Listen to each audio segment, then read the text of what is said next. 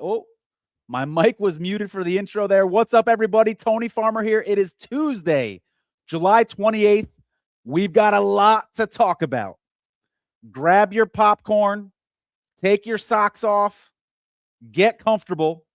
There's a lot to digest because today was a big day, whether you're a 49er fan, whether you're an NFL football fan, whether you're not a sports fan at all and you were just intrigued by this whole Kyle Shanahan saga. We have a lot to discuss tonight. I have no idea how long I'm going to go. I wanted more time to prep notes, but I know it's 7:30 here on the Pacific Coast and on the West Coast, Pacific time. And if I went any later preparing notes, I was going to lose some of you guys late at night on the East Coast who go to bed a little bit earlier. So I'm not super prepared tonight, but because so much has gone down, I think I can spit a little bit off the cuff. I was able to prepare a couple slides for you guys and things like that. Before we jump into it, though, why don't we go ahead and get some comments from you guys? We've got someone chiming in and talking about, we'll get to that later. New subscriber here. Appreciate it. Someone calling me the GOAT. I appreciate that very much. We got a little salute from Wombit Wins. Appreciate you. Tony's going to have legendary bragging rights right now. We'll get into that. A lot of crow eaten by the haters. Let's go, somebody said. How about this comment? The greatest investigator in NFL history has gone live. That's way too flattering. I always say I'm just a guy, but it's been fun these last couple months building community with you guys and looking into some of these stories. And then we got Kane's cat bringing the heat.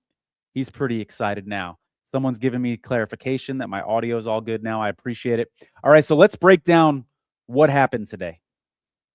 I'll tell you from my perspective, I was in the middle of writing a story for Substack about Kyle Shanahan's self-driving Tesla that has these capabilities. Here's the story right here.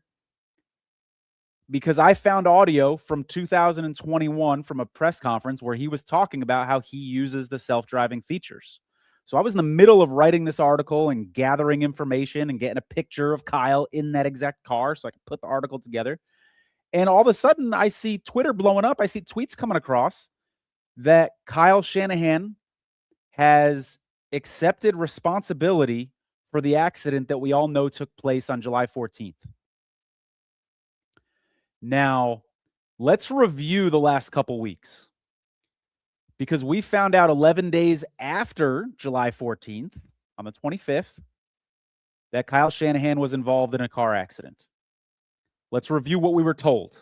For people just tuning in, for people who aren't familiar with this story, what we were told is that Kyle was injured. The other person was not injured. We were told that there were no citations given. And that basically the police said, you're not going to get a whole bunch more information other than this. Of course, I'm paraphrasing.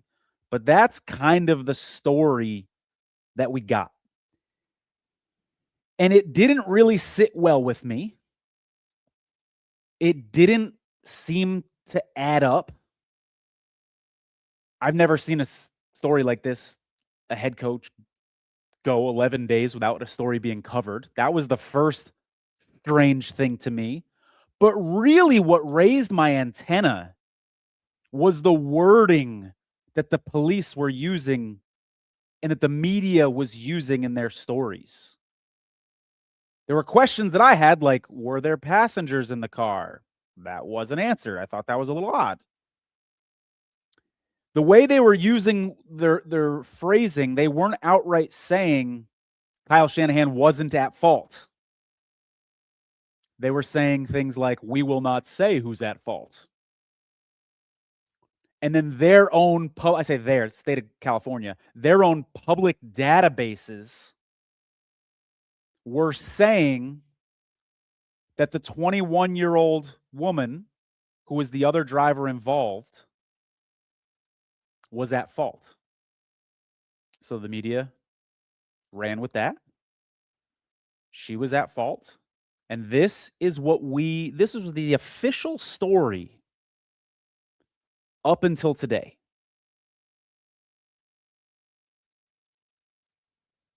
I'm reading comments here. That's why I'm pausing. Kyle, someone's speculating about substance abuse there. When you were told, someone says they like the intro music. I appreciate that. Stephanie says, okay. Yes, okay, research. Appreciate you, Stephanie. So that's the official story that we were told going into today. Then Kyle Shanahan calls about 8 beat writers for the San Francisco 49ers into his office. Unexpectedly. I was watching Grant Cohn's live stream, and on his live stream with his dad, which is must see, by the way, Grant is really the first person to break this story wide open, and in my opinion, forced Kyle Shanahan to make a comment today. His live stream, he talked about how he was caught off guard. He got a phone call that said, you need to come to 49ers headquarters right away. So as Grant said on his live stream, he thought he was going to get like chewed out by Kyle for his article that he just wrote. He thought he was in trouble.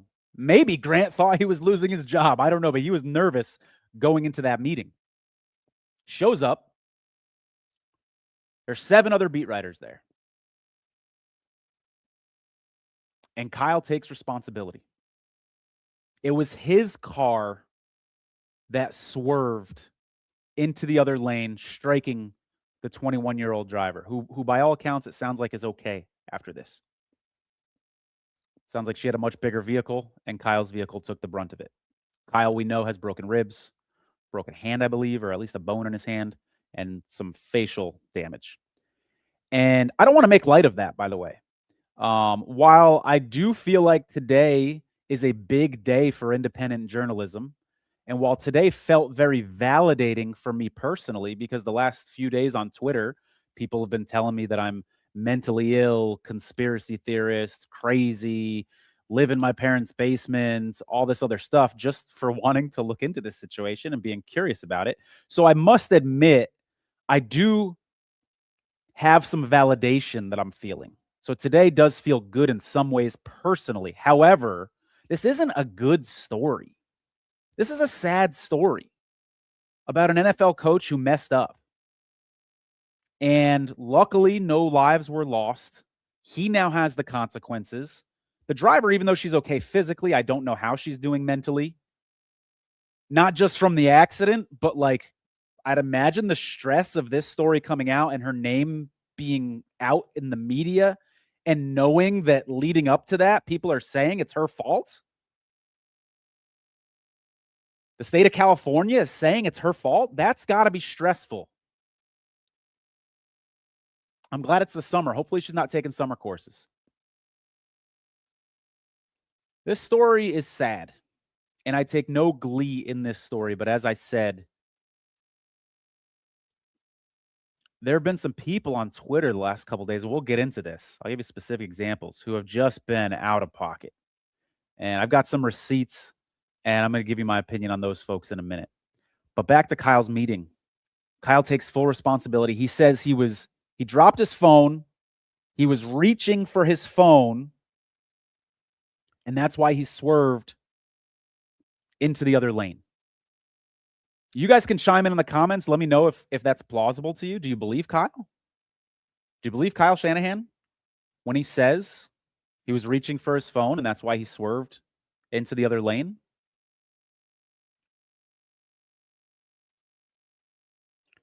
One of the things I want to talk about tonight is the buildup. Someone says the phone story is BS. Someone says starting to think he was drunk. No evidence of any alcohol going on. I am curious in the body cam footage if there was any sort of breathalyzer, that sort of stuff. We'll see. People are chiming in as more seasoned police departments, which deal with more serious crimes on a routine basis.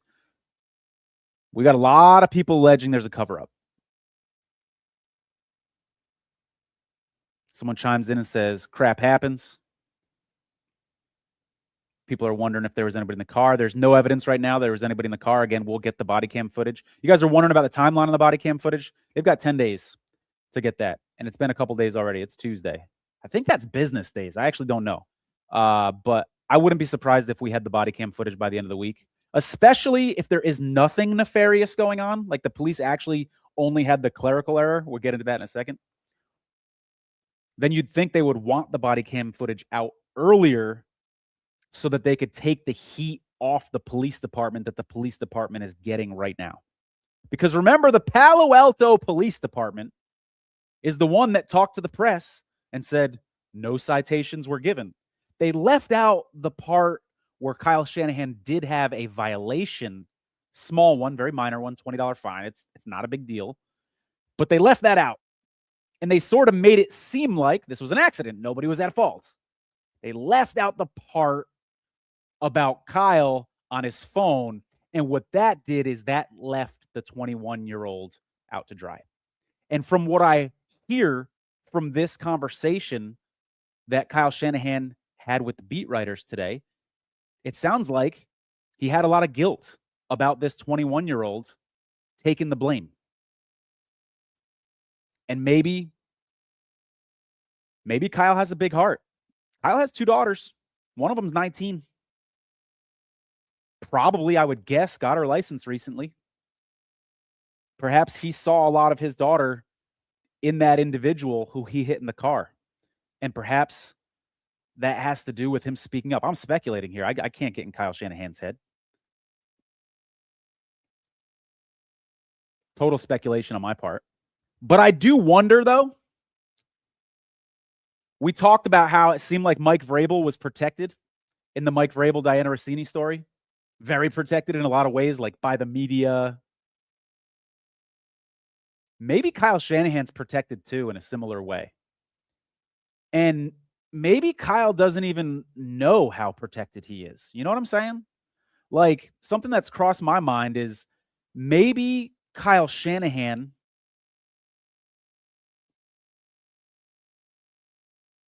maybe somebody above Kyle Shanahan, NFL, 49ers, etc., arranged for the clerical error. And Kyle was unaware of it. And they were expecting Kyle Shanahan to go along with it.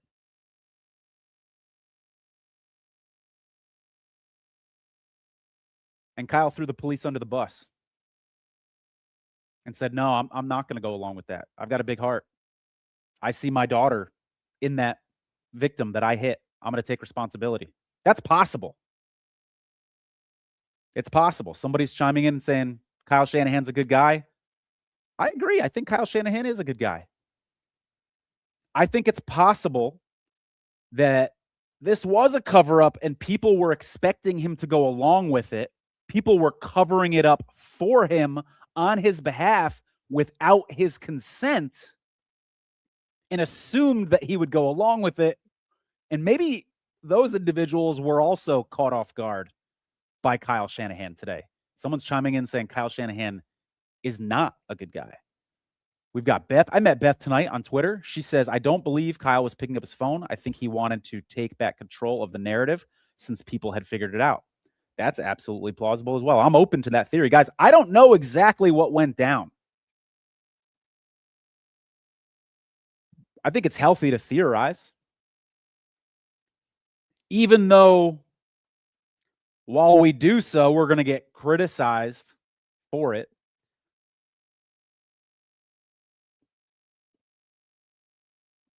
Sorry, I'm looking at these comments here. You guys see me staring into space. That's why.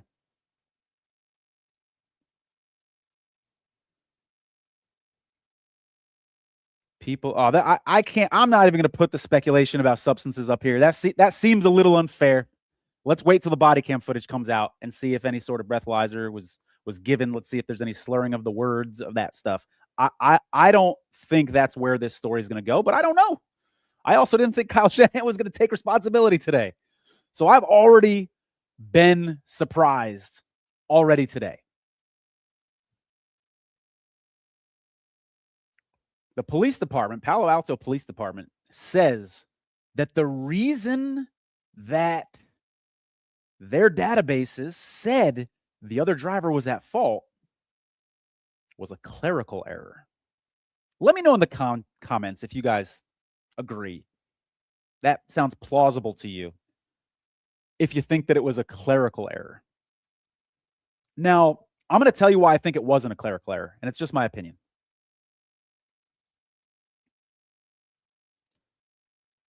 If it was a clerical error, Ken chimes in and says, no, he doesn't think it was a clerical error. I don't either, Ken.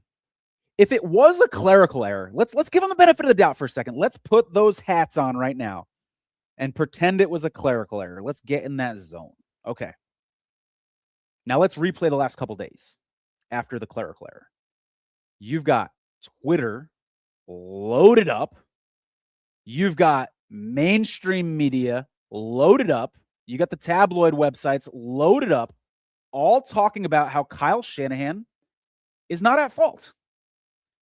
So if you're the person at the police department that checked that box, or if you're the officer who's the reason why this mistake happened, or perhaps the receptionist, I don't know their protocol. But if you're the person that put it in that way, don't you see what's happening in the media?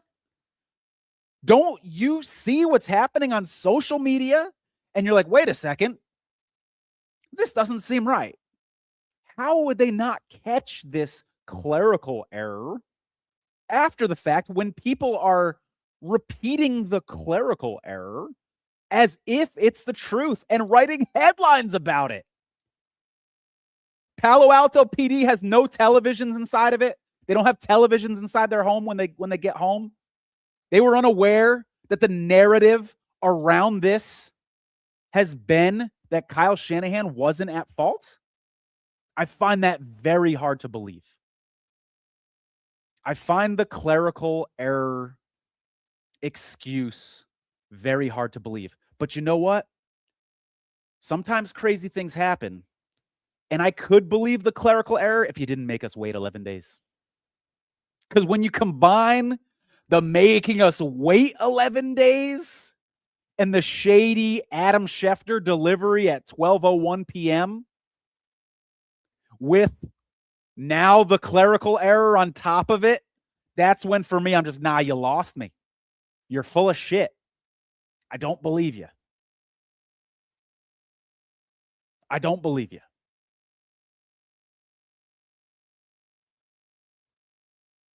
Some of these comments I should probably read before I put them up. Mistakes were made. I like that quote from you, Jim.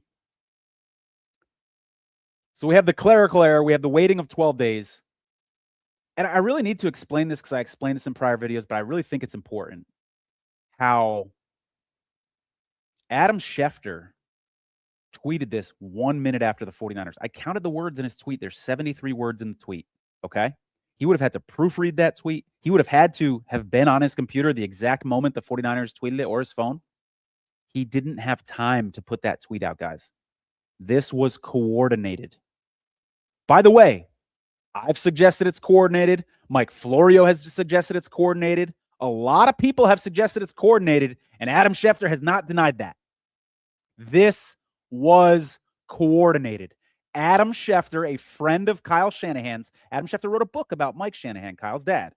Adam Schefter, a friend of Kyle Shanahan's, did not report this story right when he found out. He reported it at 12:01, 1 minute after the 49ers, and I'm just curious why. It's in his best interest to tweet that out, to get that news out sooner. So what did he get in response to that? What did he get in return for not tweeting that out right away? And how long did Adam Schefter know for? How long was Adam Schefter aware that Kyle Shanahan was injured in a car crash? And did Adam Schefter know that Kyle Shanahan was responsible for the car crash? That's a big question. Because if Adam Schefter, friend of Kyle Shanahan's, Kyle Shanahan was very open today with beat writers. Hey, guys, this is what happened. You'd think if he was that open with beat writers today, he probably would have been that open with his friend, Adam Schefter. If Kyle Shanahan told beat writers today exactly what happened and took responsibility, you got to think he told Adam Schefter that as well.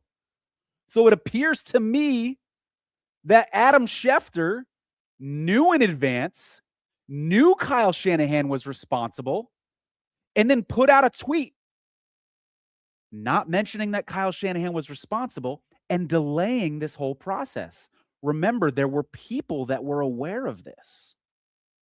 Not just Adam Schefter, there were others. Chris Sims, another friend of Kyle Shanahan's, and I give a little bit of grace to Chris Sims because he's not in a reporter role. He's not an insider. He's not someone that's expected to break this sort of news.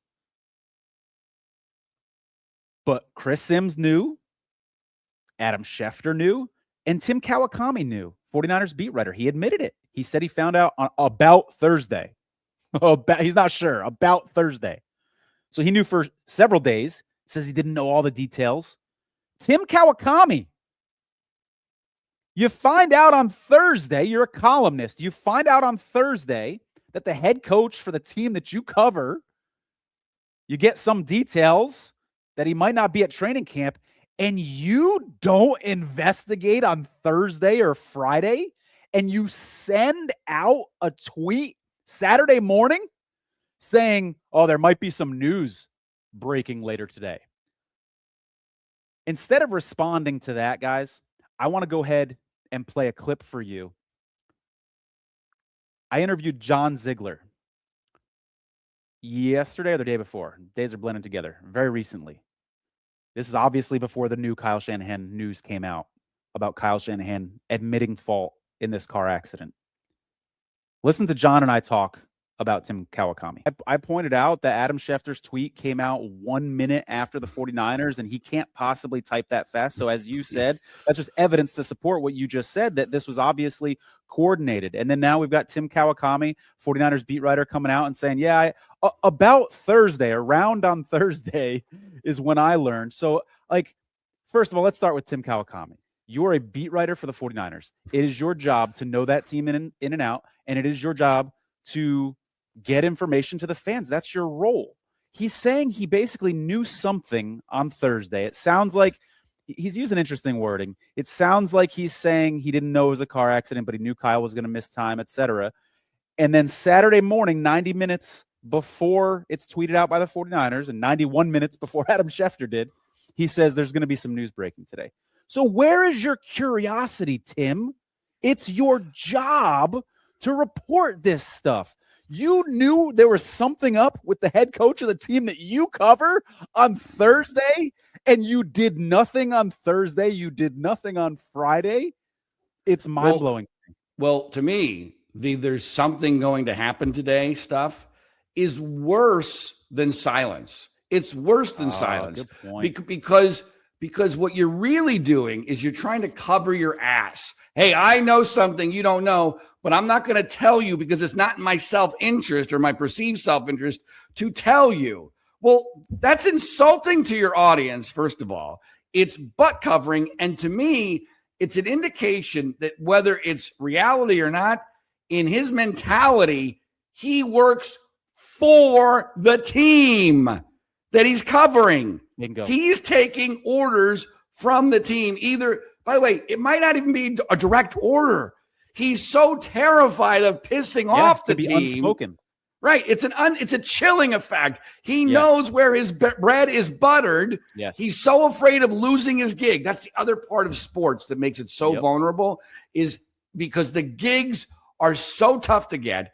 Everyone dreams of being a sportscaster or a sports writer. So there's a zillion people that want the jobs.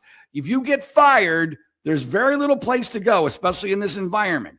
So nobody is going to do anything to upset the apple cart. Yeah. And you're not going to piss off effectively, even though technically it's not the case, your employer. You don't want to lose access. I mean, access is everything to these people. Access journalism. Yes, sir.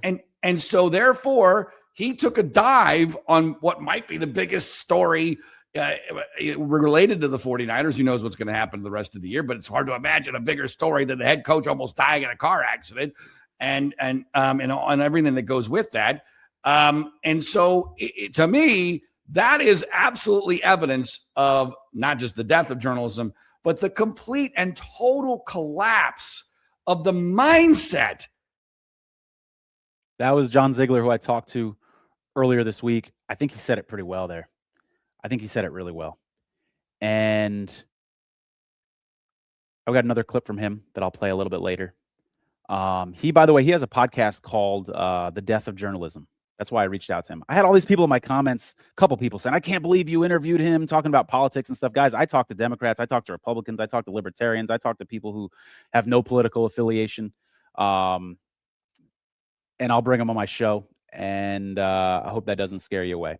But I thought he made a really good point there just about how weird that whole situation was. Man, the comments are blowing up tonight. Love hearing from you guys.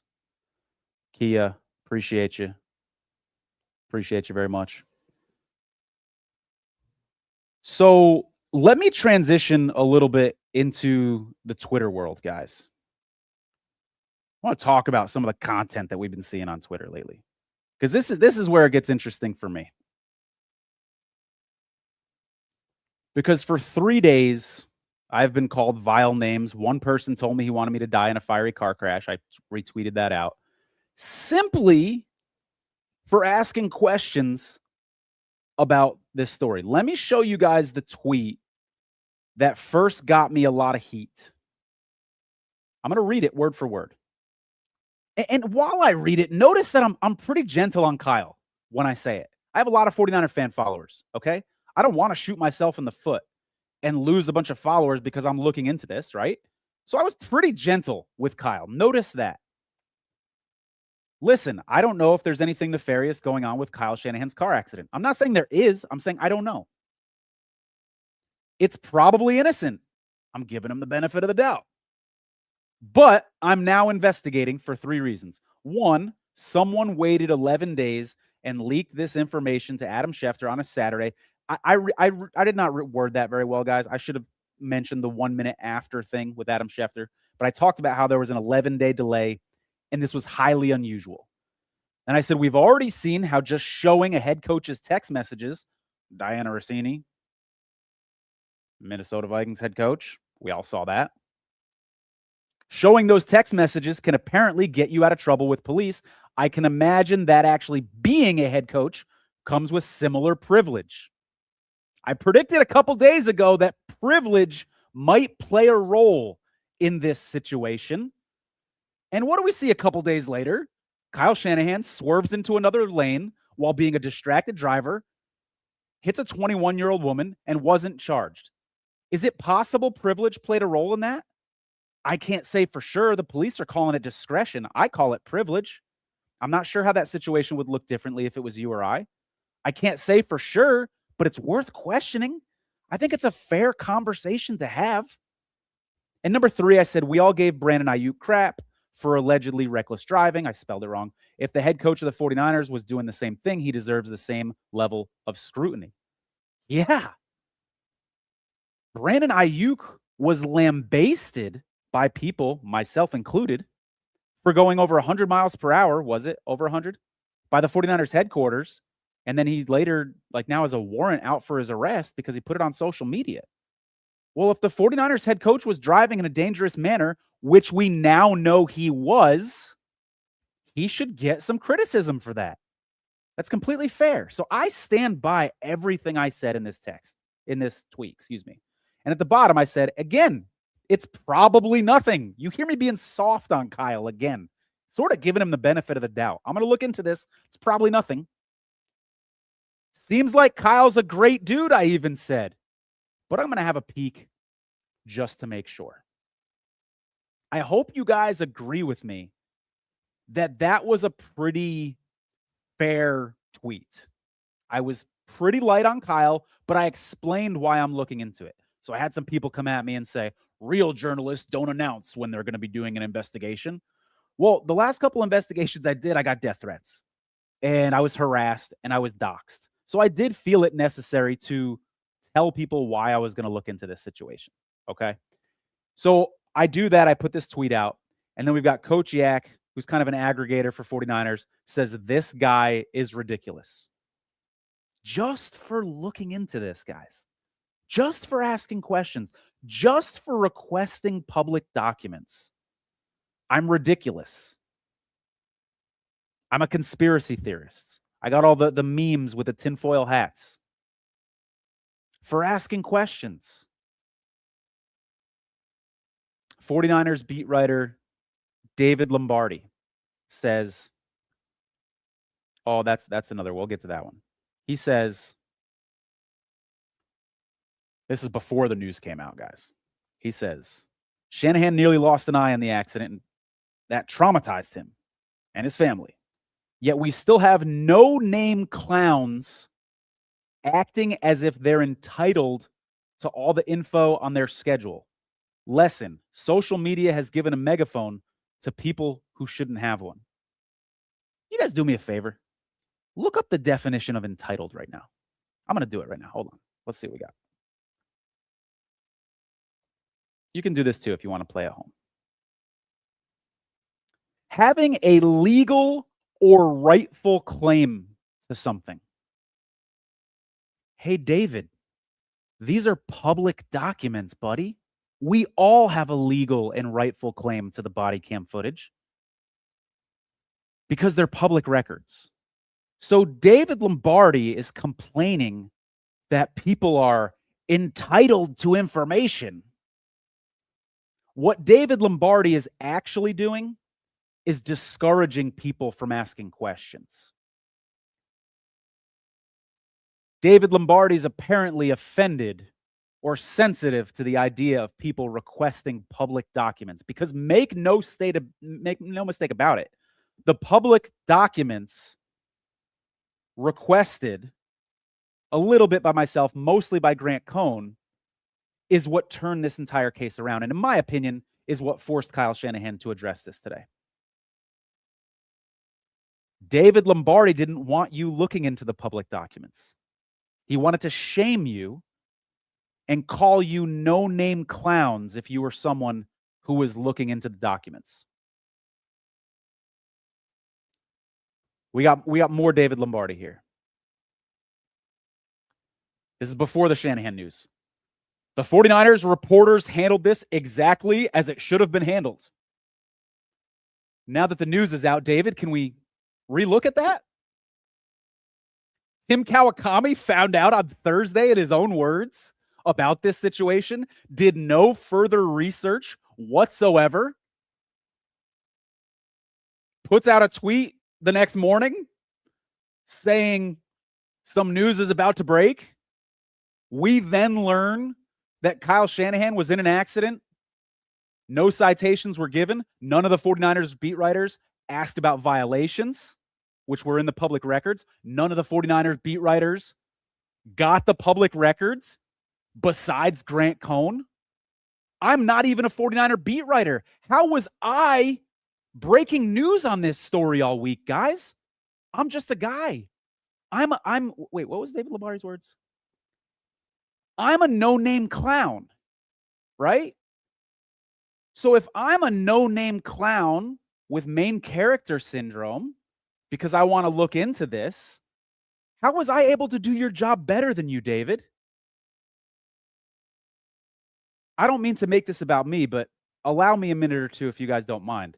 I was the first person to report that Kyle Shanahan, the direction that Kyle Shanahan was traveling. I was the first person to report that there was a 21-year-old in the other car, 21-year-old female. I was the first person to publish the police log. I was the first person to point out the fact that there was a delay in the publication of this incident in the police log. I was the first person to publish the Cali Crash app saying that it was a head-on collision. And I was the first person to publish dispatch audio. Again, I don't want to make this about me, but that's 6 things that I published that you could have, David. You could have been first, but you were arrogant and you thought you knew the story because you took it hook, line, and sinker. Say what you want about me, but you can't say that I did not contribute to this investigation and to this story because I just gave you 6 examples. These are 6 things that David Lombardi and other 49er beat writers could have published themselves, but they weren't curious. Not only, guys, it's worse than just not being curious in David's case, okay? Because not only was David Lombardi not curious, and in my opinion, a little lazy for not looking into this stuff, he discouraged other people from doing it. he called people names that were looking into the public records.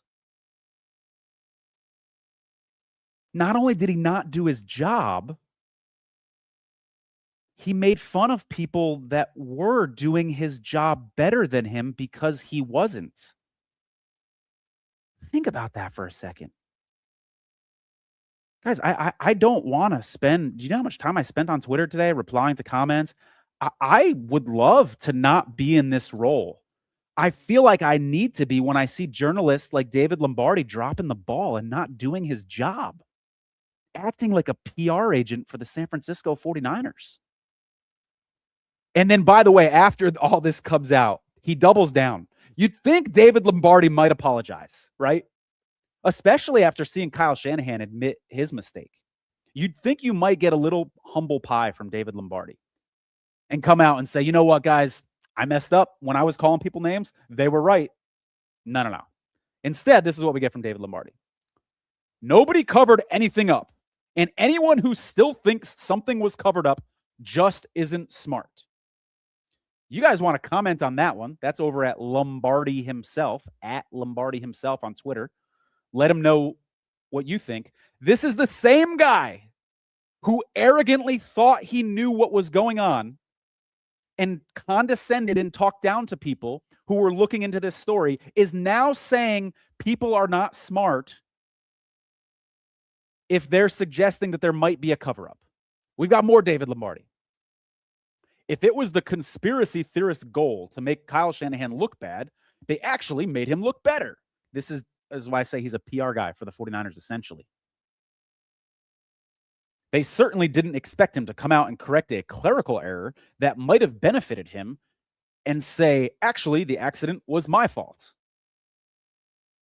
Kyle Shanahan had 13 days, David, to come public and take responsibility. And you want us to give Kyle Shanahan all that credit for coming clean once people like myself and Grant Cohn and others started putting the pieces together. You are unbelievable, David. I am dumbfounded. Kyle Shanahan, I'm going to say it again, had plenty of time to do this earlier. Now there's some theories why he didn't. Perhaps his lawyer told him not to. Perhaps the insurance company told him not to. I'm not sure, but it's a fair follow-up question, and frankly, something that you could have asked David Lombardi. Any of the beat writers in that room could have asked. Kyle, could you maybe explain why you didn't say something about this sooner? I'm glad you spoke up now, and I want to give Kyle Shanahan a ton of credit for speaking up now, because that is hard to do. And I know Kyle's going through a lot right now. But that doesn't mean I don't have questions. A lot of people in this society have black and white thinking, where it's like Kyle Shanahan's good, Kyle Shanahan's bad. One or the other. And I'm kind of like, kudos to Kyle for speaking up today. That took a lot. He's going through a lot. I do think Kyle's a very good guy, but that doesn't mean I don't have questions. That doesn't mean I don't have a follow-up question about Kyle. Why did you, and I get it, you were recovering. I get it, but you have tools. You have a PR team with the 49ers. You have assistants. You can get information out to the public. So why did you not take responsibility for 13 days? While the press was saying you weren't responsible. Social media was saying you weren't responsible. Why didn't you speak up sooner? Why did you allow your friend Adam Schefter to hang on to this information for so long? Did you ask Adam Schefter to do that for you as a personal favor? Was the NFL involved in any of this delay or in any of this whatsoever? These are all fair questions, guys. These are journalistic questions that I hope Kyle Shanahan is asked in the coming days. He ought to be, because they're fair, legitimate questions.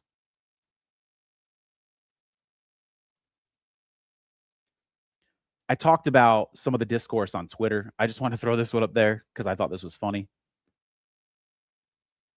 This guy called me a clown. What's his screen name? New York to the Bay. Called me a clown yesterday for looking into this situation. That tweet's deleted. Doesn't even give me the satisfaction of dropping a comment on that tweet. He just deleted it. There's somebody else that I want to bring up. Benjamin Albright covers the Denver Broncos. He calls himself an insider. Benjamin Albright, before the news about Kyle Shanahan yesterday, sends off 3 tweets about me, full of lies. By the way, if you ever hear Benjamin Albright say a lie about me or anybody else, just ask him for evidence. Because he said a whole bunch of stuff that he has no evidence for. He can't back up because it was literally made out of thin air. You know, sometimes someone might say something about you like, hey, man, you punched somebody. And you're like, well, I didn't punch someone, but I did push someone. So I can see how they might think that. It's a misunderstanding. Ben just makes stuff up out of thin air completely. Anyways, Ben Albright yesterday says, Tony Farmer isn't investigating anything. He tweets. That's it. He's a known con artist that's completely unhireable in the industry. Okay, first of all, I've worked in the industry. My press credentials are in my Twitter bio. I've covered NFL games. I've covered Major League Baseball games. I was a journalist for several years for several companies, including Gannett, who owns USA Today or did at one time. I have a master's degree. Go ahead and try to take shots at me, Ben, and say that I'm not investigating anything. I'm going to repeat what I said earlier. I'm the first person to report the direction that Shanahan was traveling. I'm the first person to report the person in the other car was 21 years old. I'm the first person to publish the police log, first person to report the delay with that police log entry, first person to report the Cali Crash app saying that it was a head-on collision, and the first person to report dispatch audio. But Ben says that I'm not investigating anything.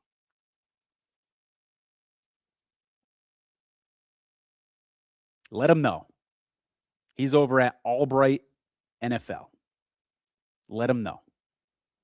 So those are 3 people I want to call out today. Coach Yak saying that I'm ridiculous. Benjamin Albright and David Lombardi. I want to make sure and get those 3 in there. But I want to also have a deeper conversation with you guys about why were people so angry just at the fact that I was looking into this? Why did that trigger people? Why were people so sensitive to that? You saw how gentle I was with it, right? Do I have to pull that up again? You saw how gentle I was. Even while being gentle, people came at me and literally wished death upon me in a fiery car crash, called me all sorts of names because I wanted to request public records. Think about that. I feel like we've gotten so far away from real journalism. It's such a foreign concept that when someone is practicing actual journalism, it's shocking. And it seems nosy. And it seems like, oh, you're just in their personal business. You're in their personal space. This is what journalism is, guys. People who are old enough to remember what journalism was like in the 60s, 70s, even 80s, can recognize what was happening in this story from people like Grant Cohn looking into this situation when other people weren't. I think this conversation can be talked about outside of the sports realm. I try not to talk about politics on my channel. You've heard me say that before. But when we have journalists who are afraid to ask tough questions, like we saw in the Mike Vrabel, Diana Rossini situation, we saw them in the press conference, just sitting there asking softball questions, even though we all knew there was a bunch of relevant, legitimate questions to ask. They just chose not to. Why did Grant Cohn Why was his first instinct fear when he got that phone call? I can't speak for Grant, but to me, that speaks to the access journalism issue.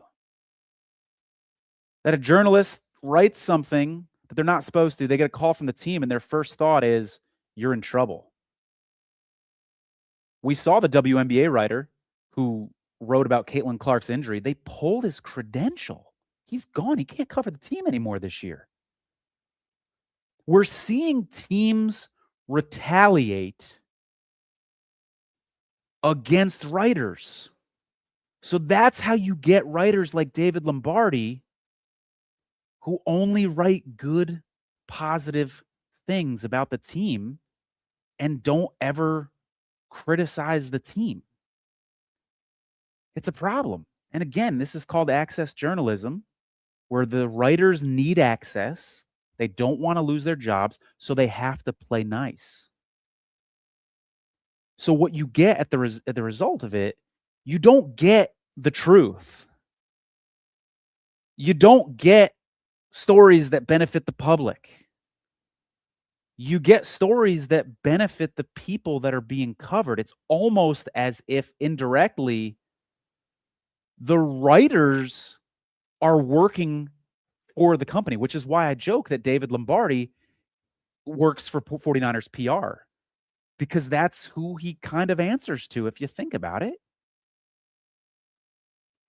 And so we have a problem in the journalism world, which is why, again, I spoke yesterday with John Ziegler. I want to show you another clip from that where we're talking about the Kyle Shanahan incident. I know you're very familiar with the Kyle Shanahan story. Now, look, I don't know how significant it is that we were kept in the dark for 11 days about a major accident that almost killed a major NFL head coach. But the fact that ESPN and other so-called sports news outlets clearly waited to break the story until the San Francisco 49ers broke it for them. Clearly couldn't have been more obvious that that's what happened. Is just astonishing. This is a major news story about one of the biggest figures in the National Football League. It could have a major impact on a team that is, many people consider to be a Super Bowl contender. And ESPN and every other major sports outlet takes a dive and says, we can't report on this until the 49ers decide it's okay. Yeah. What is happening? And then the people that are shining light on it, like with what you just said so well right there, are the ones that are sort of attacked. So that was my interview with John Ziegler yesterday. Someone in the comments says they recently removed a Lions reporter's credentials as well. I didn't hear about that. If anybody has any more details on that in the comments, I would love to hear them. That's the first that I'm hearing about it. Dylan says, keep digging. You won't find anything. I think that might be a troll comment from Dylan, excuse me. Dylan, we've already found a lot. Kyle Shanahan confessed today. Kyle Shanahan confessed that he was responsible after 13-ish days of Kyle Shanahan not taking responsibility. Kyle Shanahan was starting to feel the heat. We learned a lot from when this story first began a couple days ago. So it's not about finding anything. It's about requesting public records and getting you guys the truth, which is why I have requested the body cam footage. I've requested the accident report. In this case, I expect to have that in the next few days, 10 days max. As soon as I get that out, I will put it to Twitter, probably before I even get a chance to look at it. I'm going to throw it up on Twitter and get that to you guys as soon as possible. And you can help me start to digest it and break it down. And speaking of helping me start to digest it and breaking it down, I do want to give a plug to my Substack channel, which is completely free. It's a link in the bio of my Twitter account. If you guys can open up a couple windows here, if you're on a laptop, or even after the stream, if you can try to remember. Looking at this comment here, San Francisco has too many transplant fans. Sorry, I got distracted. My Substack is there. It's free. There's a chat that I've made free in the Substack. And my vision is that the conversations that we're having tonight about Kyle Shanahan, we can have in the future about Kyle Shanahan, about Matt Miller, about Diana Rossini. We can share resources together. Someone gave me the coolest resource. You guys are probably familiar with the work that I've done on the Matt Miller story. A sleuth out there, and he wanted no credit for this, put together a website. This blows my mind. I'm just not this tech savvy. Where he somehow uploaded all of Matt Miller's podcasts that he's ever done. And now I can go in and type a word like Venmo, and it shows me the exact timestamp of the exact episode that Matt Miller said that word. What a great tool. This is some of the cool stuff that we're going to do in my Substack channel. It's a little slow right now because I literally just started it 5 days ago. So please be patient as we grow it and as we build it. But I would love for you guys to check that out. If you do want to support me, if you do want to support the Substack, there is a $6 a month subscription, but that's totally optional, just to read some additional articles that have a paywall on them. But I'm also putting free articles up. I'm not putting articles on Twitter anymore. Obviously, I'll be posting a lot on Twitter, but my long form articles are only going to be on Substack. But join that community, guys. It's free. We're building community. We're making friends. We're having great conversations. A lot of what I learned about the Kyle Shanahan case that we're talking about tonight was through DMs from people on Substack and people in the chat. So let's keep that momentum going. I appreciate it. While I'm on the self-promotion kick right now, if you will, if you guys can hit the thumbs up if you're watching on YouTube, that helps a lot in the algorithm. Drop a comment. I appreciate that. Speaking of comments, we got some more coming in live. Kia says, do you think they will actually release the body cam footage, or will they say there is none? You know, Kia, if I had to bet, I think they are going to release the body cam footage. But if you guys Google Palo Alto Police Department body cam footage, there's an article recently where they got in trouble for not having their body cams on when they should have. So that makes me a little nervous that we might not actually get Kyle Shanahan body cam footage. Now, when we do, what are we looking for? I'm curious about conversation between Kyle and the other driver. I'm curious about conversations between Kyle and the cop. I'm curious if there was any breathalyzer or any indication whatsoever from either driver. There may have been any sort of, impairment of any kind. I'm curious about the accident damage because Kyle said today he was going 20 miles per hour. And it seems like to go 20 and have that much damage sustained to you, again, all those broken ribs and everything, I want to see the damage on the car because that will help us determine. There's people whose job it is that can determine that can eyeball that and estimate how fast those cars were going. So I want to see the body cam footage to see how honest Kyle Shanahan's being. Now, someone said he's only admitted it because of the body cam footage coming out. It's a fair point.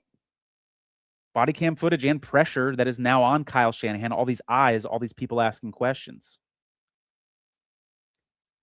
Felipe says, keep digging. The full story isn't told yet. Kia's wondering if there were slurred words. Kia, I agree, but that's a tough one. Like if there's a concussion, it's like, how do you know if someone is talking slowly or slurring and it's because of substances or not, And again, we have to remember, guys, that I don't know if someone said, have you been able to retrieve a phone between the car seats? I've been there before. It does suck. It does suck when that happens. And I'm not sure if Kyle was able to get his phone or not, if that's the question that you're asking. But I want to go back to something that I said earlier. I want to give Kyle Shanahan a lot of credit for taking ownership of this. A lot. Because I'm sure that was difficult to do. But Kyle, why did you wait 13 days to take responsibility? Did you ask Adam Schefter to hold this story? If you didn't, do you know who asked Adam Schefter to hold this story? Was the NFL involved at all with you and or Adam in conversations about the dissemination of this information? Kyle, why'd you wait, man? I'm a 49er fan. You're my head coach. This is disappointing. Why didn't you take responsibility sooner? I had the same questions about Mike Vrabel and the Patriots. When Mike Vrabel went silent for about the same amount of time that you did, before Mike Vrabel finally gave his statement. You're a leader of men.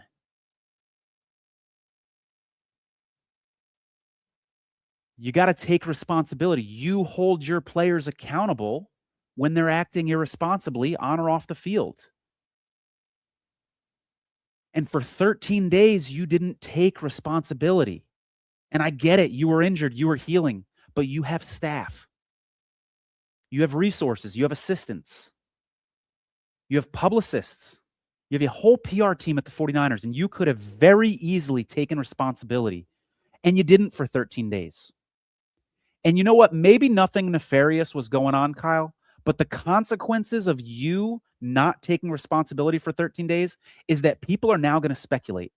And it's fair for us to do so because you put us in this position by not taking responsibility for 13 days and by slow rolling your confession.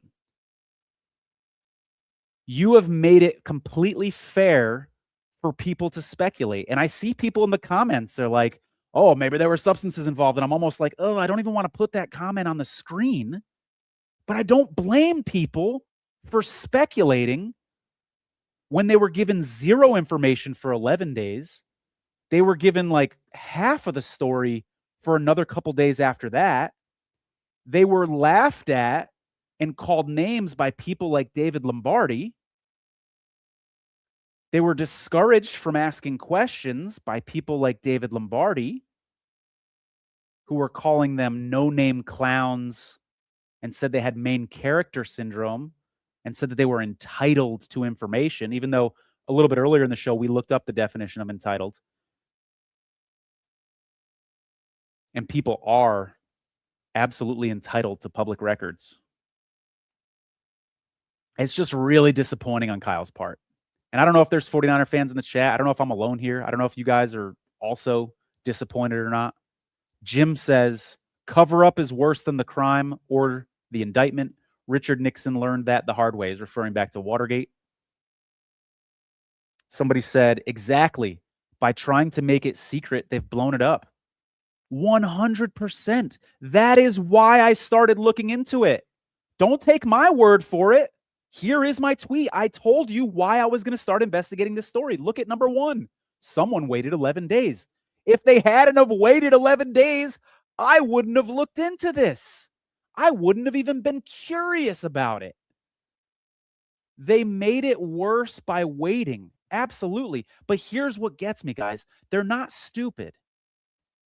And this is why I think there might be even more to this story. Because they waited 11 days and they knew that this was going to bring on the conspiracy theorists. This was going to invite questions. This was going to invite criticism. And they did it anyways. So that makes me think like the thing that they were trying to hide, and maybe it was just the fact that Kyle Shanahan swerved into a 21-year-old while he was driving because he was distracted. Whatever that was that he was trying to hide, that they were trying to hide, must be pretty big. If you're willing to take the criticism for waiting 11 days, which you know is going to be a lot of heat, and you do it anyways, you must be trying to cover up something that's significant, because you wouldn't take that level of risk and having all that heat and the magnifying glass on you if there wasn't much of a reward. In order to take that risk, you need a big reward. And in this case, perhaps the reward was hiding information. What would be a non-nefarious reason for the 11-day gap? If Kyle wasn't at fault and Kyle was the victim in this situation, I think we would have heard about it right away. And I think there would have been a lot of sympathy for Kyle. 55-year-old man hits Kyle Shanahan in his car. We would have heard about this on day one. I think, this is just my opinion, the reason we didn't hear about it right away is because Kyle Shanahan was at fault. Kyle Shanahan admitted that he was at fault. By the way, the words that I'm saying right now, I'll say them again. Kyle Shanahan is at fault. If you said those words 2 days ago, you were called terrible things. I didn't even say those words. I wasn't even willing to go that far. I was just the guy saying I'm going to look into it and I'm going to request public records. And I was called terrible things. And someone said I should die in a fiery car crash. If you said 2 days ago Kyle Shanahan was at fault, you were called a conspiracy theorist. 2 days later, Kyle Shanahan admits I was at fault. July 25th, Palo Alto Police Department says, we do not release information about who was at fault. Today, 3 days later, Kyle Shanahan was at fault after Kyle says it. Palo Alto Police, I thought you didn't share information about who was at fault. And then 3 days later, that story completely changes. There's a lot of weird things going on in this case, guys. A lot of weird things. And I don't think this story's over. I don't think this story's over by a long shot. We've got to get that body cam footage. If you're just tuning in, I talked in this video earlier about what specifically we're looking for in the body cam footage. And I'm going to need all your help when this comes out, guys. I'm going to need you looking at the footage carefully, every little detail. And as a team, we can dissect it and see what we can learn, which is why I'm trying to give you some pointers here and some tips about things to look for when this body cam footage comes out. Someone said Palo Alto PD has it good. They can afford this dust up. Well, as I said, there's already some drama in the news about them apparently not turning on their body cam footage. I don't know a lot about Palo Alto PD. I don't know if they're a good police department or a bad one. There's good ones and there's bad ones in this country. I don't know enough about them, but I'm not too impressed with the lieutenant who came out in the media and basically said, no citations were given, and we're not going to be giving any more information. I'm paraphrasing. Didn't mention the violation, Kyle Shanahan holding the phone. Didn't mention that Kyle Shanahan swerved into a woman who was 21 years old. You read those stories, and you were given the strong impression that Kyle Shanahan was not at fault. And Kyle Shanahan said today, he confessed, he was indeed at fault. So I'm not too impressed with that police department. We'll see how quickly they do get us the records. They've got 10 days to do so.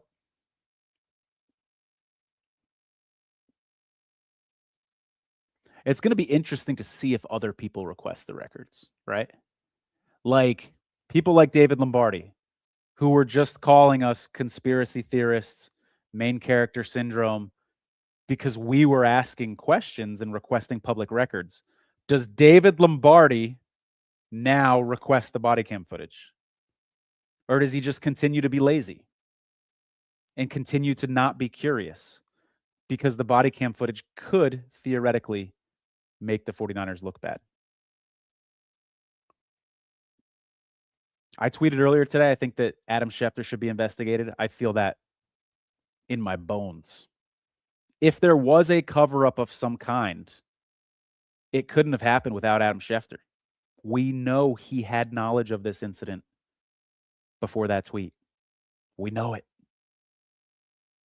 Why did Adam Schefter hold on to that information? Why wasn't Tim Kawakami a little bit more curious? Why did the 49ers wait 11 days, really to the last possible minute, to tell us about this? Because Kyle had to show up at camp. Why did the database say that Kyle Shanahan was not at fault when today he said he was at fault? Why did the Palo Alto Police Department say on the 25th they don't give any information about who's at fault, and then say on the 28th, oh, Kyle's at fault? These are all legitimate questions, and there might be explanations for them, and I'm open to that. But if people continue to not ask the tough questions, like we see beat writers do with the Vrabel story, like we've seen beat writers do with this story, that's going to make things a bit more suspicious. I'm going through your comments here. Let's read some. Journalists should be absolutely embarrassed that TMZ is the most credible journalism outlet. Jim agrees, says Schefter is the NFL stooge.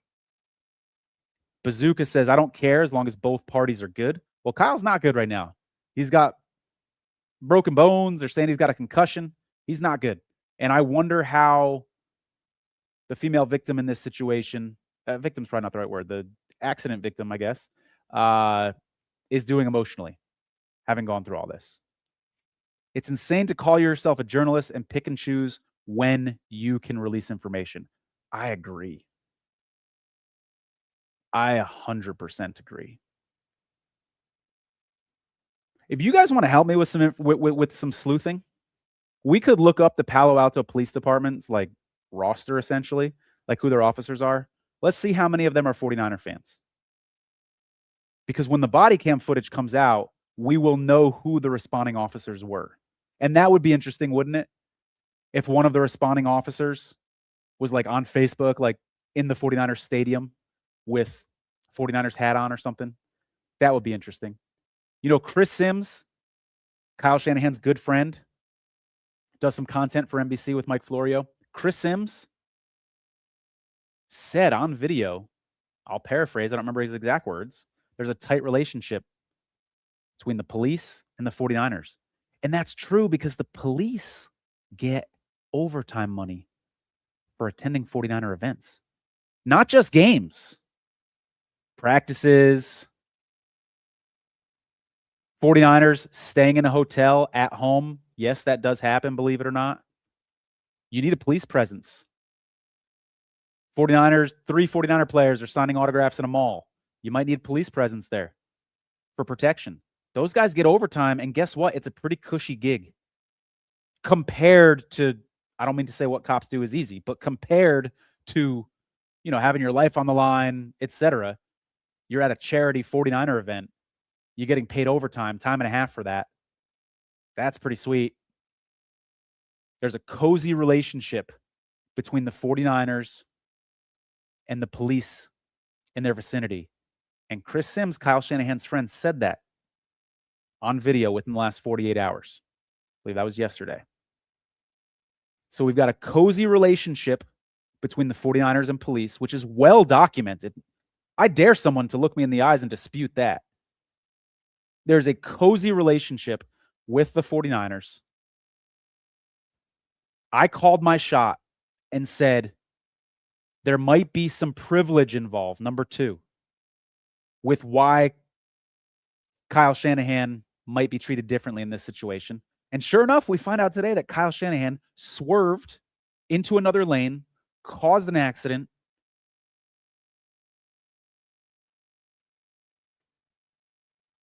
and wasn't given a ticket. So my question is, would I have gotten a ticket? Would someone that wasn't the head coach of an NFL team have gotten that ticket? Heck, we could, someone of a different race, someone of a different gender. The police use the word discretion as sort of plausible deniability of why Kyle Shanahan didn't get a ticket. And it's a fair argument because police do indeed have discretion. It's a real thing. And there are documented cases, many of them, of police not giving tickets in this situation.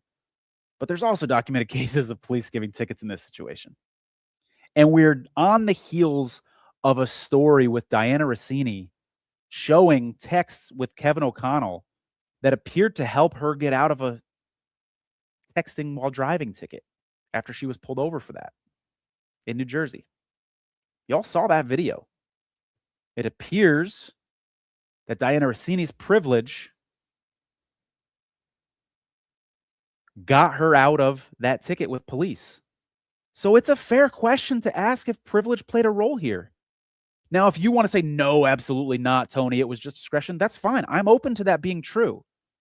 But don't call me a conspiracy theorist just for asking the question. It's a very fair question to ask at this point. Did Kyle Shanahan's job, did Kyle Shanahan's status play a role in not only him not getting a citation, but in the media's treatment of him afterwards. And then you listen to Chris Sims' word. I think Chris would like to have this one back. I really do. Because Chris Sims, just listen to it. I posted it on my Twitter feed. It's pretty rich.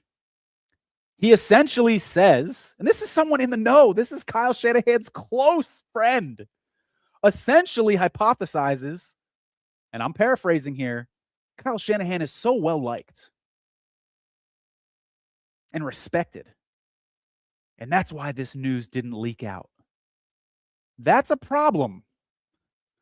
When you have a society or you have a system where some people get away with things, some people are above the law, some people are immune to media scrutiny. That's why I got so much flack with the Rossini situation when people were like, Tony, why are you giving so much heat to Mike Silver for not covering the Diana Rossini situation? Why are you giving so much heat to James Palmer for not covering the Diana Rossini situation? Would you cover that if that was your friend? Okay, fair argument. But my point is, and I think this is so important, we live in a society where if we are okay with the journalists whose job it is to report that news, we're okay with them not reporting it, then we also have to be okay living in a society where if someone has enough friends, they are immune from media scrutiny. So that's my question for you guys. Do you want to live in that society where if someone has enough connections and friends, they can get away with things that you wouldn't get away with? In this case, we're talking about media scrutiny. In Diana Rossini's case, we're talking about a speeding ticket. We're talking about media scrutiny as well. In Matt Miller's case, we're talking about, gosh, how long did that go on? How long were people calling ESPN and telling them, hey, we got a problem here. I'm being scammed by Matt Miller. People were emailing ESPN. ESPN didn't hold them accountable. These people in these high up, powerful positions seem to be getting away. And this isn't just in sports, believe me. I try to avoid politics on this channel, but I understand it's other places as well. They seem to be getting away with stuff at an alarming rate. That's one of the reasons why I want to look into this. Here's my original post from a couple days ago. The post that prompted people saying they wanted me to die in a fiery car crash. I talked about that privilege. Talked about the fact that it looked shady, waiting 11 days, kind of sniffed out that something wasn't right here. And sure enough, we learned today that Kyle Shanahan took responsibility for being a distracted driver, swerving into another lane, and hitting a 21-year-old woman. And as I said before, good on Kyle. Good on Kyle for coming clean now. But Kyle, you had 2 weeks to do this. You were silent for 2 weeks. So I'm not going to give you too much credit, big guy. I'm not going to give you too much credit.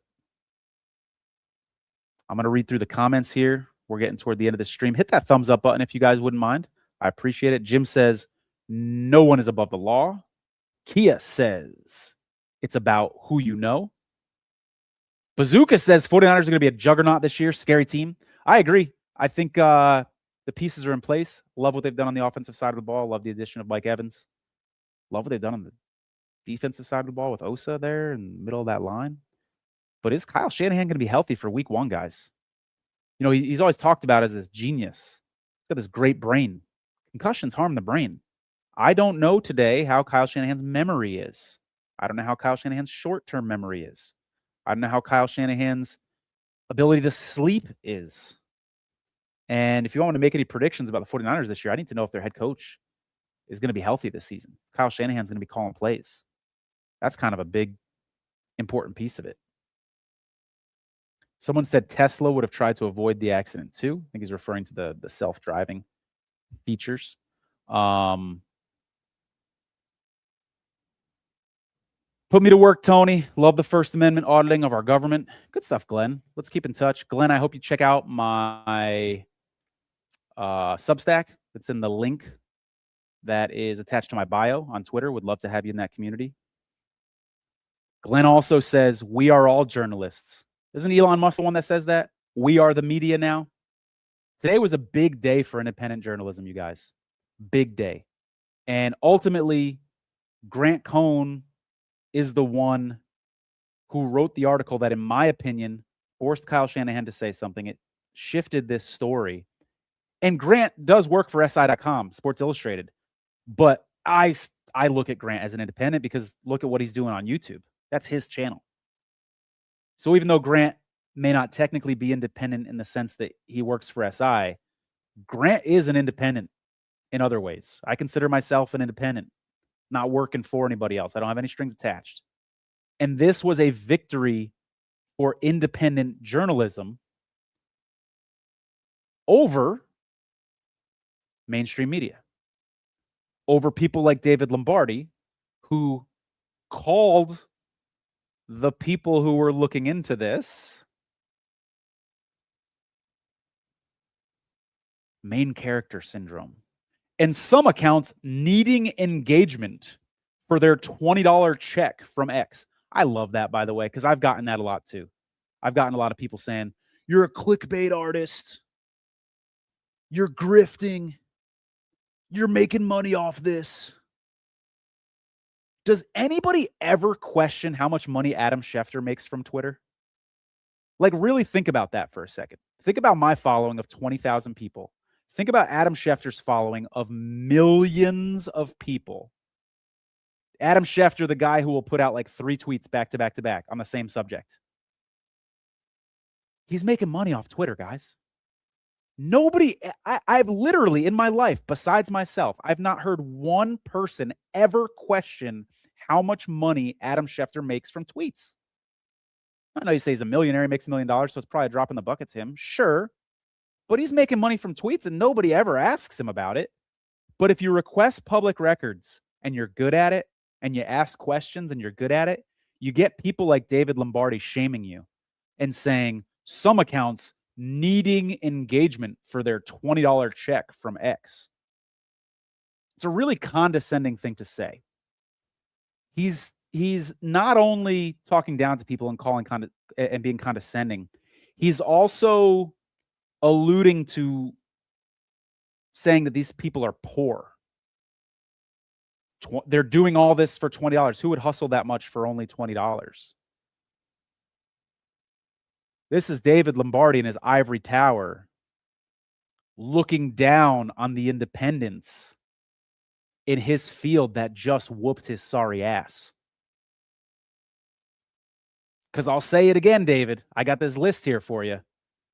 You didn't do these 6 things. You didn't report the direction that Shanahan was traveling.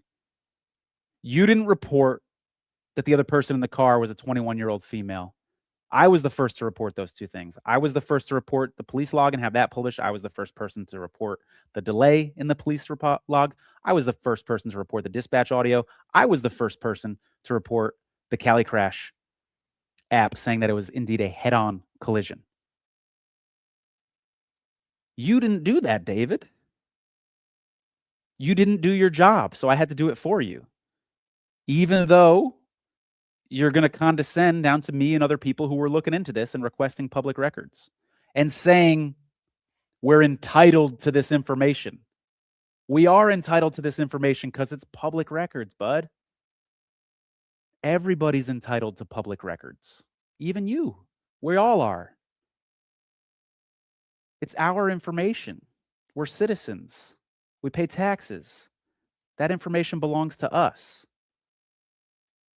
And when situations like this come up with powerful people involved, and it seems like something shady might be going on, that public information becomes a tool for citizens to find out the truth and protect themselves from being lied to.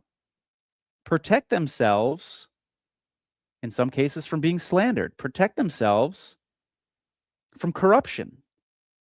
And you're going to shame people, condescend them, allude to the fact that they're poor, say they have main character syndrome, call them no-name clowns, just for requesting public information. This is journalism 101, David. Requesting public documents is something you should have learned in journalism school. Maybe you did and you forgot. Maybe you're so much in favor with the 49ers that you forgot your lessons in journalism school. But requesting public information is journalism. And for you to shame people for practicing journalism, it's bad enough that you didn't do your job. It's bad enough that you were apathetic and that you were lazy and you didn't do those 6 things that I did for you. But now you're going to actually shame the people who are doing that, even though they turned out to be right, it appears. It was worth looking into because we weren't getting the full story. And you were telling us that the official story was true, David, remember? You were telling us that Kyle Shanahan wasn't responsible. That's what you were alluding to on your Twitter feed. And that people looking into it were nosy, et cetera, et cetera. So I'll leave it there with my, and I can't leave it there because I got comments coming in. What do we got here from you guys? We've got Bazooka says, Kyle's fine. The other person's fine. No reason to pursue the bottom of this story, right, Tony? No. First of all, Kyle Shanahan isn't fine. He has broken ribs. He was crying today, according to one reporter. He has concussions. No, Kyle Shanahan, what reality are you living in, Bazooka? Kyle Shanahan's not fine. He's alive. Is that what you meant to say? No reason to pursue the bottom of this story. Absolutely not. There's a lot of reasons to pursue this story, including the chain of events of how we got our information, including Adam Schefter's actions of why he rolled information out the way he did. That is a mind-blowing tweet. You can't be serious. Do you work for the 49ers? Like I am. That is a crazy comment. No reason to pursue the bottom of this. You were probably saying the same thing 2 days ago, bro. When everybody was saying Kyle wasn't at fault. The Scoo says, we are the media now. I like that. I don't know what this one is. Tony something Benjamin. I think that's a reference to Benjamin Albright. I don't know what those characters are there, though. Someone brings up, this must be Mina Kimes. It's a typo here. They said Mina, LOL, but they said Mina makes Schefter look like peanuts. Mina controls the narrative about the 49ers. I can't comment on that.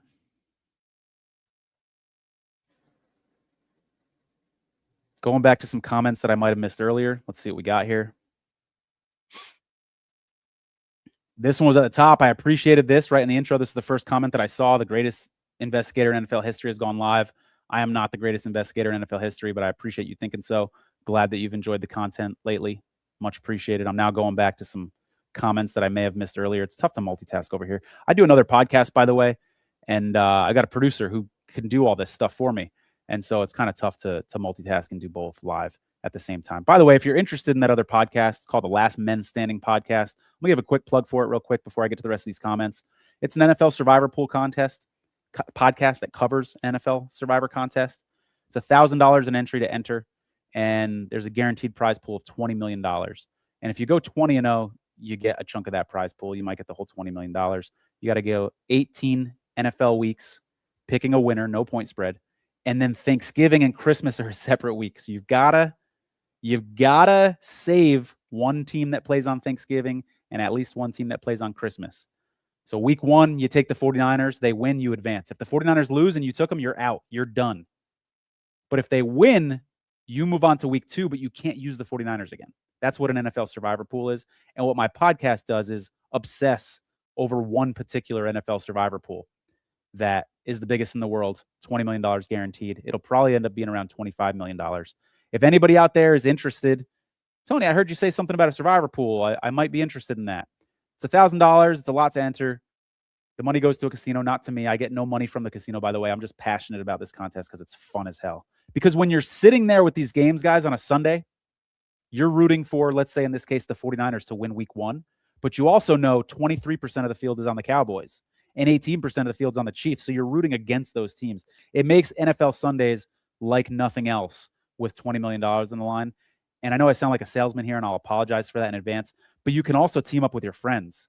If you don't want to pay the full $1,000, you and your friend can each chip in 500, or you and 5 friends can chip in 200. You can get an entry and join this contest. And what my podcast does is it chronicles the contest from start to finish.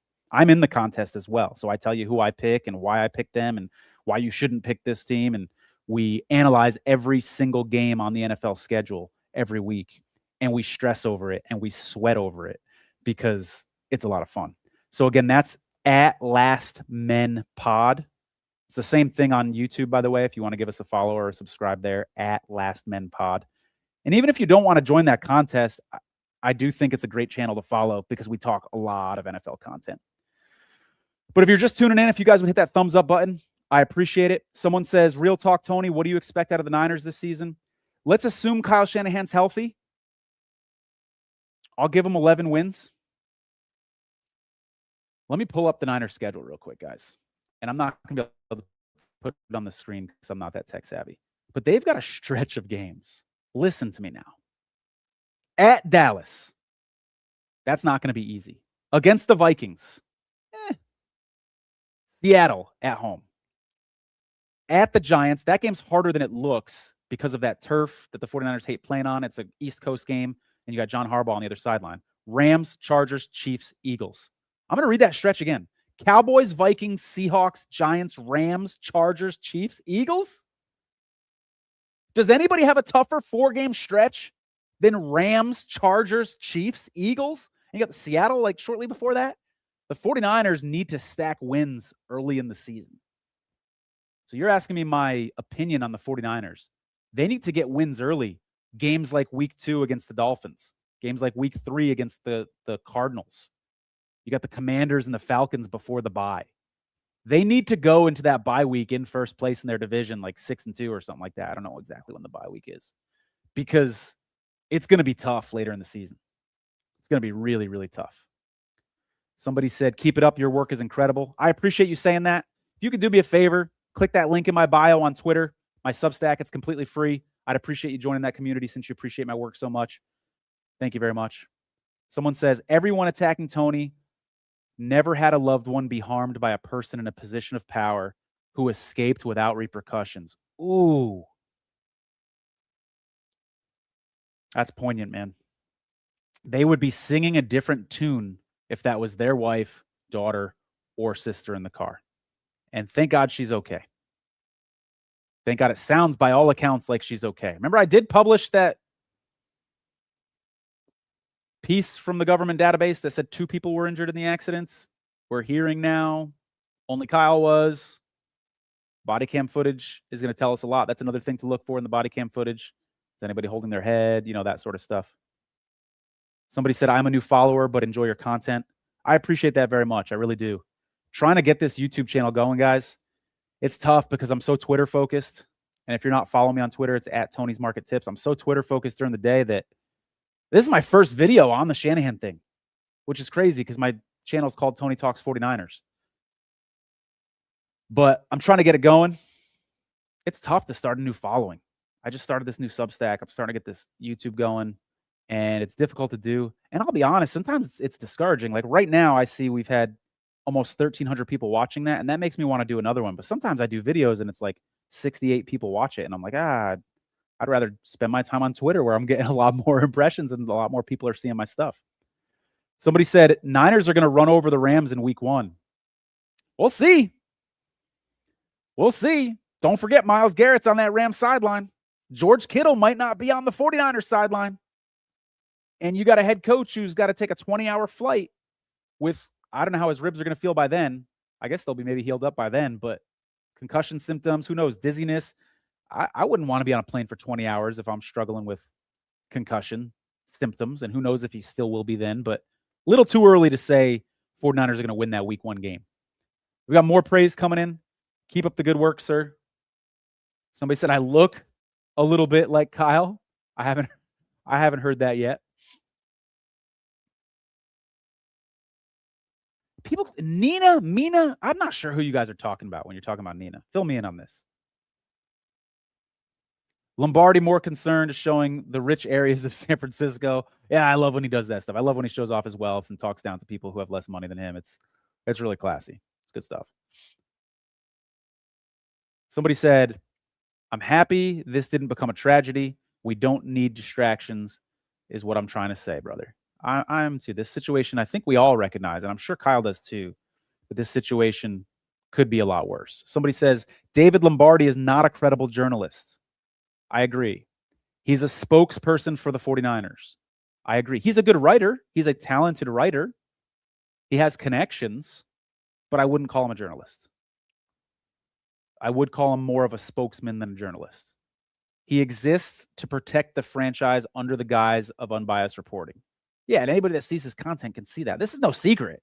We're not spilling any secrets about David Lombardi tonight. He has this reputation for a reason. Go look at the comments of anything that he tweets, and you'll see people accusing him of this. It's not just one or two people. This is his reputation that he's forged. This is the path that he's chosen. He could have been a responsible journalist. He could have chosen that path, but instead he's chosen a different path.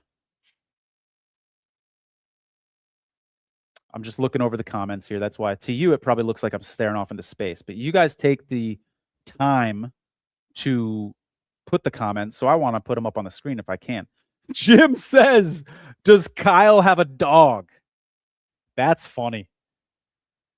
I think Jim is referring to Mike Vrabel bringing the dog to the press conference while people are asking questions about Mike Vrabel and Diana Rossini. A little distraction. I put a tweet out about how Bill Clinton and Richard Nixon both, and I'm not being political, guys, I'm giving you a left-wing and a right-wing example, how they both used the dog while they were in the midst of bad publicity. Mike Vrabel brings a dog to a press conference. Jim asks, does Kyle have a dog? If Kyle Shanahan shows up at his next press conference with a dog, I'm done. I'm walking out. Somebody says Adam Schefter is good at his job, though. In some ways, yeah, he's fast. He's good. He has a lot of connections. He's talented in that way. But I question the ethics, especially when you release somebody's medical records and then get sued for it, like he did with Pierre Paul, former Giants defensive lineman. Oops. Especially when a former NFL player dies and you tweet out negative information about him when he dies. Who does that, Adam Schefter? Who talks about how Dwayne Haskins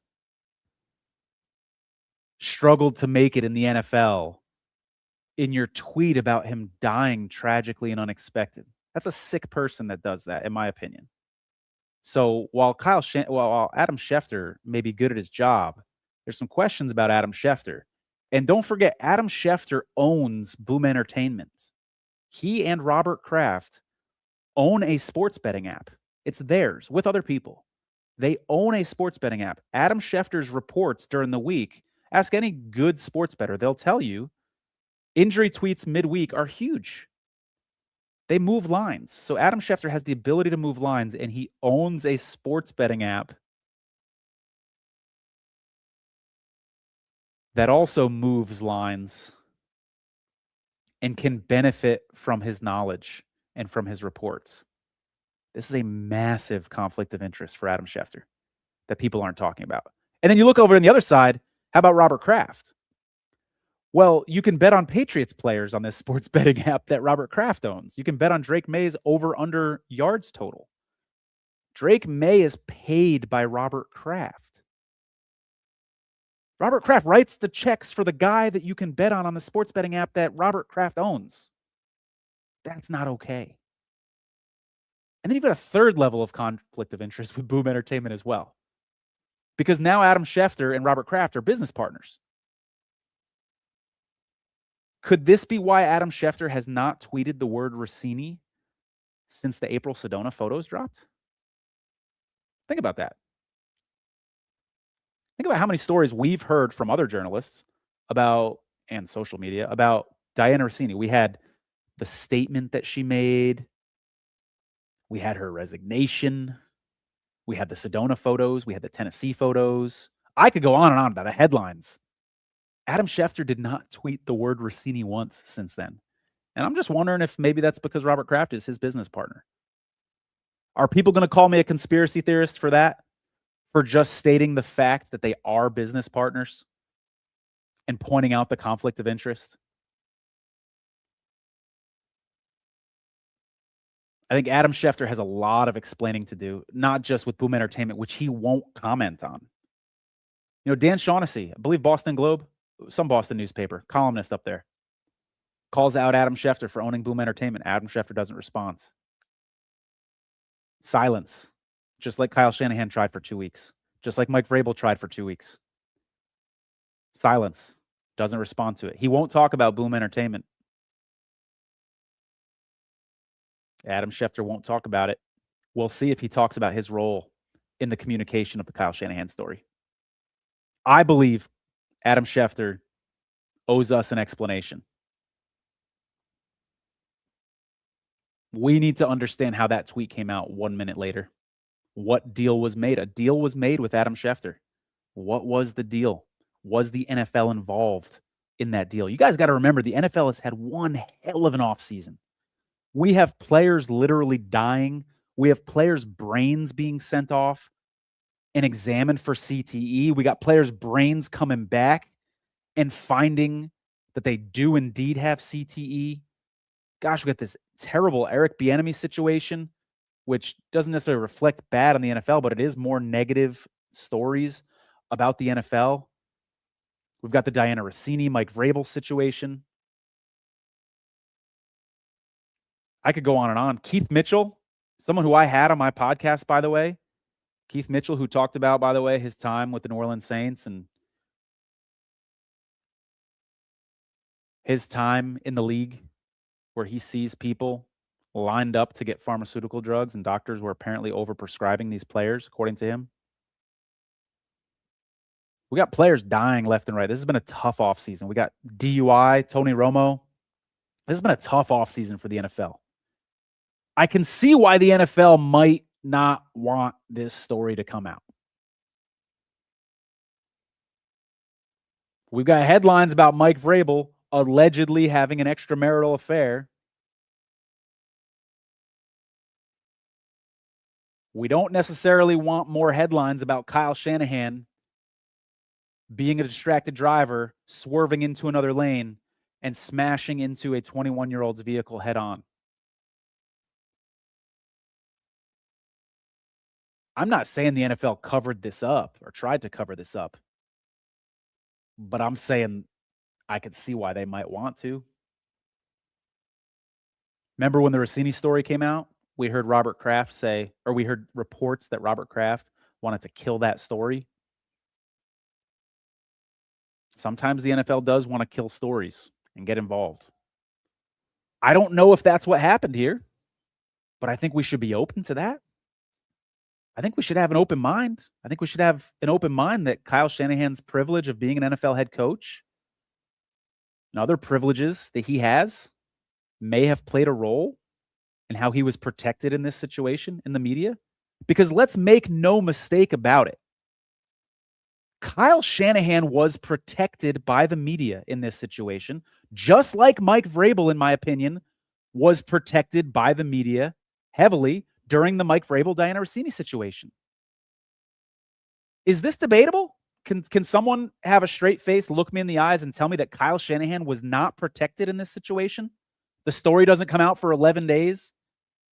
You've got newsrooms in the Bay Area who have employees whose job it is to look in the police logs for this sort of stuff. And nobody reported it for 11 days. And Kyle Shanahan's good friend, Chris Sims, goes on TV and essentially hypothesizes that Kyle Shanahan being well-liked is why this didn't get leaked for 11 days. Is someone going to tell me that Kyle Shanahan wasn't being protected? Adam Schefter tweets this out a minute later, even though it's his job to get us information. He tweets it out a minute after the 49ers instead of when he found out about this information. Kyle Shanahan wasn't being protected. Tim Kawakami found out about this in his own words on Thursday. Found out some details of it at least. And even though he's a columnist for the 49ers who writes about the 49ers, he doesn't look into it. We've got to agree that Kyle Shanahan was protected. Okay, at least in the media. Can you guys meet me halfway? Kyle Shanahan was protected by the media. So I'm just asking you, was he also being protected legally?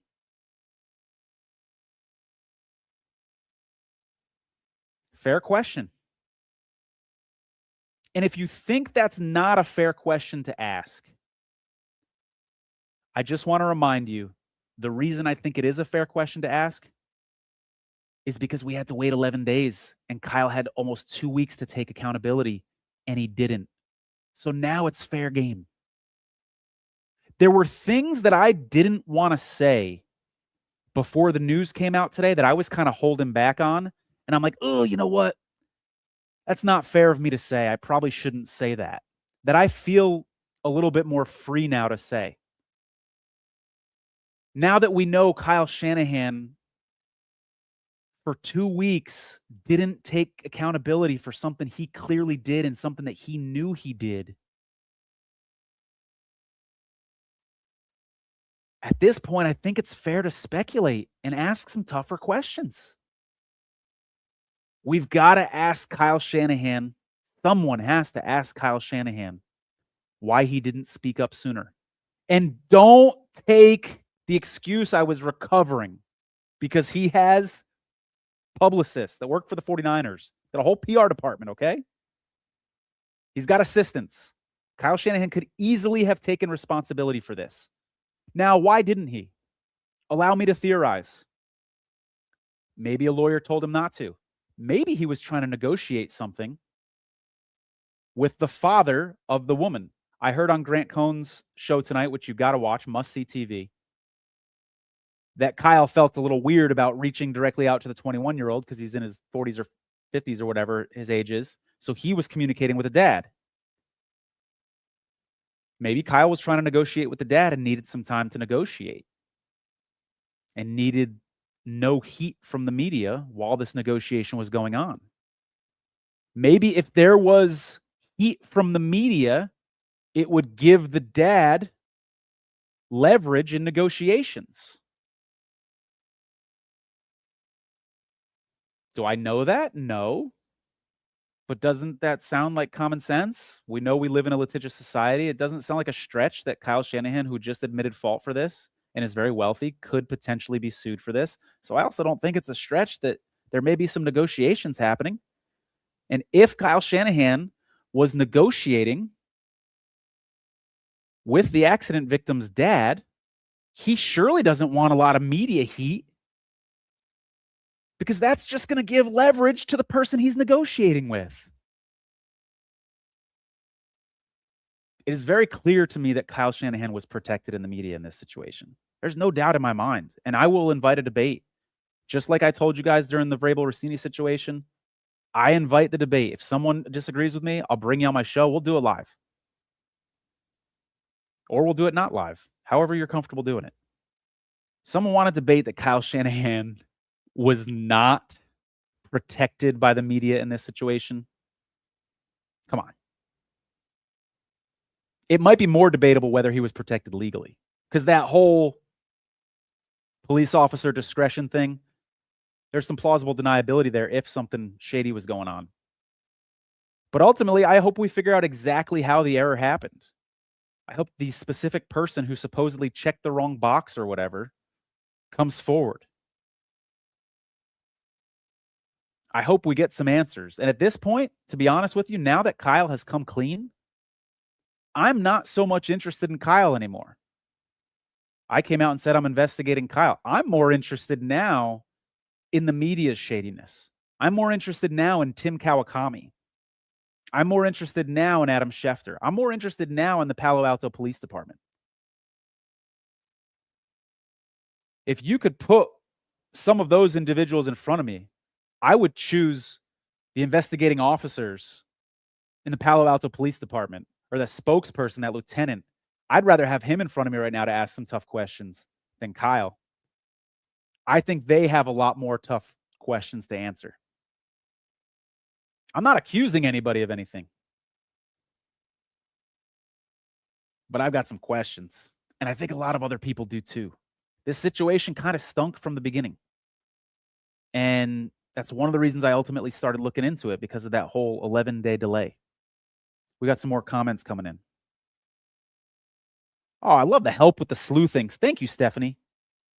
And I hate to be so repetitive, but I hope that you'll join my Substack, which is in the link of my Twitter bio. That's where all the sleuthing happens. That's my team of sleuths, if you will. It's not all sleuths in there. Some people just enjoy the community.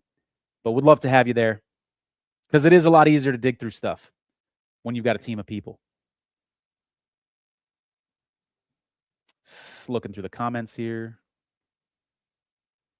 Oh, you guys are just crushing it with these comments. I got to catch up.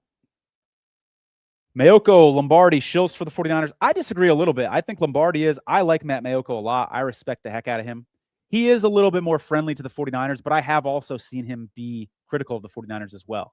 Lombardi doesn't have a critical bone in his body. Somebody said, agreed, we need to rebrand these journalists as spokespeople or advocates for their teams. That's fair. Same thing with the term insiders, not journalists.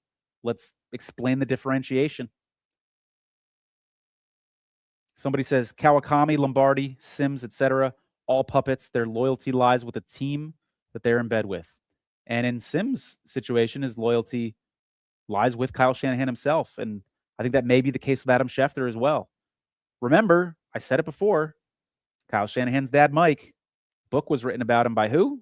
Adam Schefter. He's a friend of the family. It looks like a friend helped another friend avoid a media circus.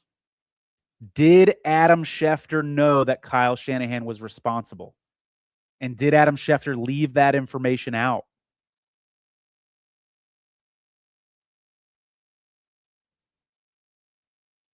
Oh, I don't have a legal background, but this is an interesting comment. The woman can sue. It's not San Francisco, by the way. It's Palo Alto Police Department for trying to put the blame on her for making clerical mistakes. Any lawyers out there comment? I feel like if her name's not public right now, and it probably will be, but right now it's not. So that's an interesting one.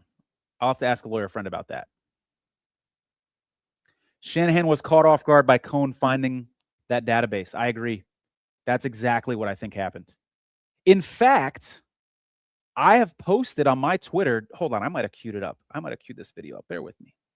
I posted on my Twitter a video of Grant from his show today. It's a quick little 20-second video saying Kyle told the beat writers today, he didn't expect people to be digging into this story as much as they did. Think about that for a second. That's how comfortable these head coaches are. And that's how complicit these beat writers are. That you can be a head coach, you can swerve into incoming traffic, you can hit a 21-year-old with your car, you can be a high-profile coach that's very recognizable, that has a very recognizable face. You're the son of another very recognizable head coach. And you can think that people aren't going to dig into something like this. Wow. He must feel really protected. He must feel really safe and not threatened by those beat writers. He must really feel like those beat writers have his back. You think maybe that's how Mike Vrabel felt? Walking into that press conference knowing that nobody was going to ask him any tough questions. That's what I think happened. Because he knew that the Patriots beat writers had his back. This is a problem, guys. We have a journalistic crisis going on right now. People are afraid to ask the tough questions. They're afraid to dig. And I don't blame them, because when they do, people like David Lombardi call them names and look down on them and condescend them. That doesn't feel good when someone who has a huge following like David Lombardi is saying bad things about you and calling you a no-name clown, calling you entitled, saying that you don't deserve. Look at that last sentence. You shouldn't have a megaphone on social media. He's literally saying you shouldn't have a voice. on social media. David Lombardi's saying that you shouldn't have a voice because you are requesting public records. He's calling you main character syndrome and poor, alluding to the fact that you're poor and desperate for engagement just for asking questions, just for requesting public records that, yes, David, we are entitled to. We're all entitled to public records as citizens, for sure. Comments are rolling in. Guys, we're coming up on 2 hours. Holy cow. What a clown. I agree. David Lombardi is a clown. I could not agree more. Somebody says, I like Dave despite his homerism. That's fair. Different strokes for different folks. I'm not a fan. Somebody said, ooh, Palo Alto scored some season tickets. Alluding to a bribe. I don't know if that took place, but let's see what the body cam footage says. I think a lot of questions are going to be answered with that body cam footage.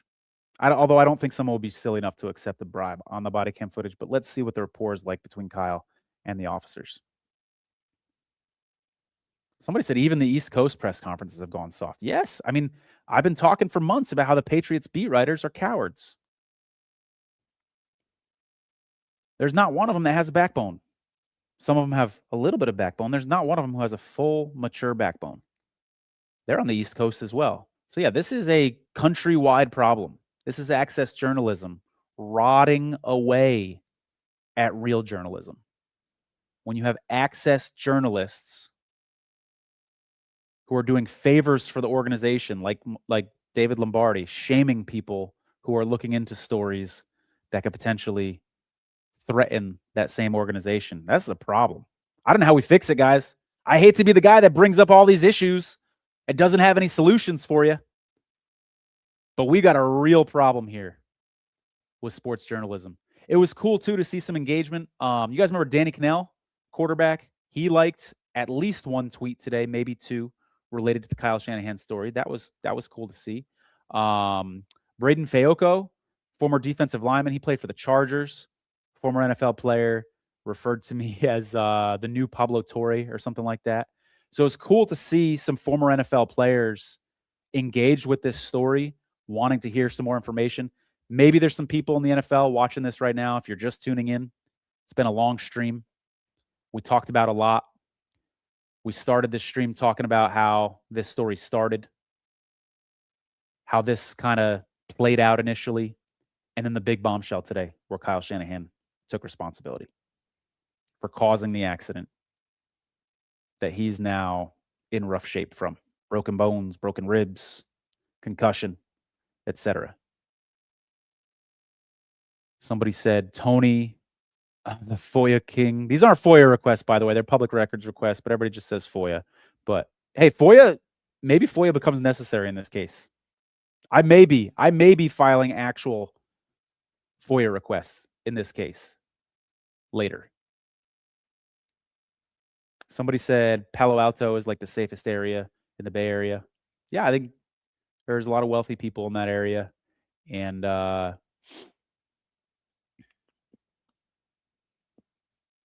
think sometimes people get favors. I'll leave it at that. Somebody said, no, I'm a truther specializing in Bay Area sports. Somebody says, y'all ain't winning the division, much less the Super Bowl. Well, you don't have to win the division to win the Super Bowl. I agree. The Seahawks own the Niners. I think Mike McDonald owns Kyle Shanahan for sure. And as I said earlier in the show, I think Kyle Shanahan needs to be healthy going into this season. And I'm not 100% sure he will be. I'm worried about his head. And believe me, I'm rooting for him, guys. I am a 49er fan. I think some people forget that out there.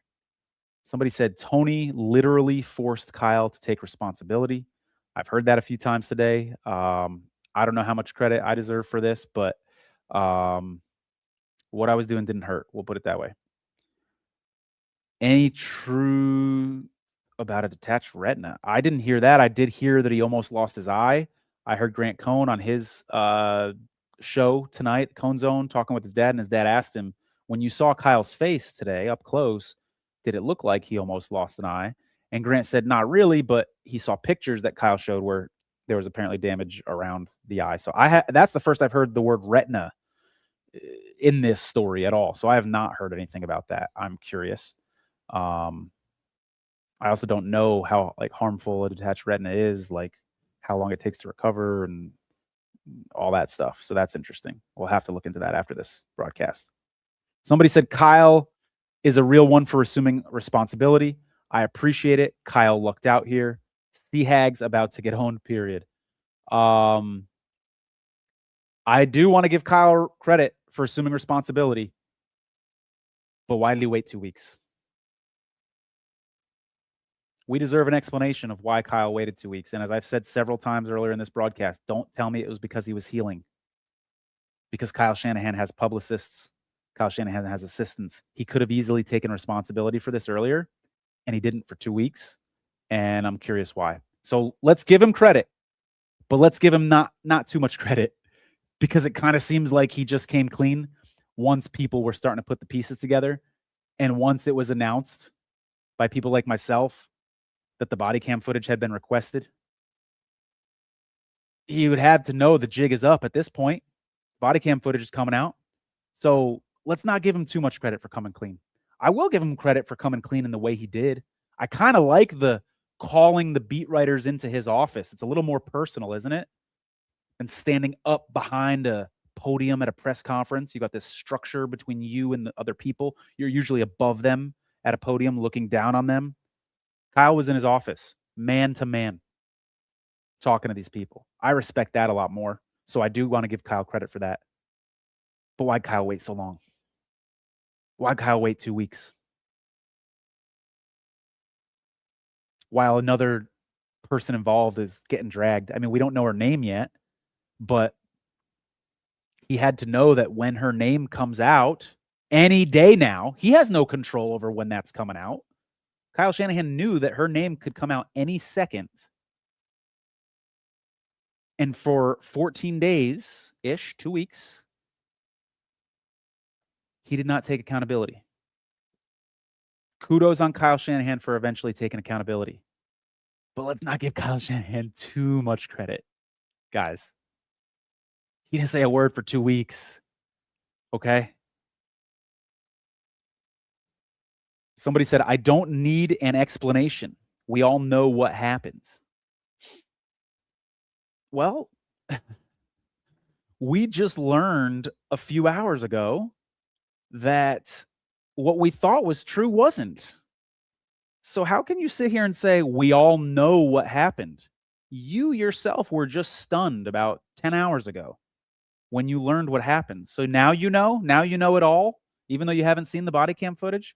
That reminds me of David Lombardi's arrogance. Is your last name Lombardi? I mean, that is just a wild comment. Somebody said, exactly. He gets partial credit, and he was literally forced into it by Tony's reporting. I appreciate you giving me credit for that. Grant Cohn needs to get credit as well. More credit than me. Respect what he's doing over there. Despite people like David Lombardi calling him a clown, saying he doesn't deserve to be on social media for asking questions and requesting public records. Absolutely insane. All right, guys, I think I've done all I can. You can hit that thumbs up button if you're watching on YouTube. It helps a lot. Hit the like button if you're watching on Twitter. Help me out in the algorithm, will you? Will you just go through my feed and just heart a bunch of stuff for me? I'd appreciate that. The more you do that, the more we get the word out, the more we build this community, the more we build the Substack page that's free, the more sleuths we get, the more we're able to do this sort of stuff. Cover Matt Miller. Break news for you on Diana Orsini. Break news for you in this Kyle Shanahan situation. The more you guys support my content, the more I can do that for you. And you guys fuel me, because you know I get a lot of arrows. I get a lot of arrows. I get a lot of shit. I spend a lot of time on Twitter defending myself, and it's been so great to see you guys defend me. You go over to Benjamin Albright's Twitter page, and there's 3 tweets about me, maybe 4.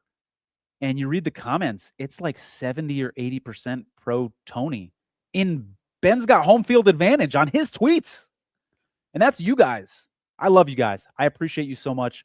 You give me the fuel to keep reporting these stories. It's a grind. For everything that I report, for every podcast, that thing that I clip, for every news story that I write, there's a lot more work that goes into it. It's a grind. It is a grind. And your guys' support in the algorithm, all these comments tonight, people saying they love me, Niner fans for life, that stuff fuels me. So I appreciate that. I appreciate you guys very much. Much love. 2 hours. Go Niners. Get well soon, Kyle. Take care.